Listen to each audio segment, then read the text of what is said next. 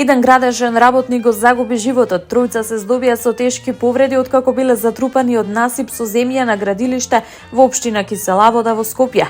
Според информациите од итната медицинска помош, несреќата се случила утринава. На терен интервенирале 4 амбулантни возила. Шефот на смена доктор Драган Панов изјави дека повредените најверојатно се на возраст меѓу 35 и 45 години, додека загинатиот работник според првичните податоци имал 34 години. Од Министерството за внатрешни работи информираат дека настанот бил пријавен во 8 часот и 17 минути во СВР Скопје. Несреќата се случила на градилиште на улицата Козијак при ископ на темели кога земјен насип затрупал работници. Двајца од затрупаните биле извлечени и пренесени во комплексот клиники Мајка Тереза, додека службите во координација со Центарот за управување со кризи и противпожарната бригада работеле на извлекување на третото лице.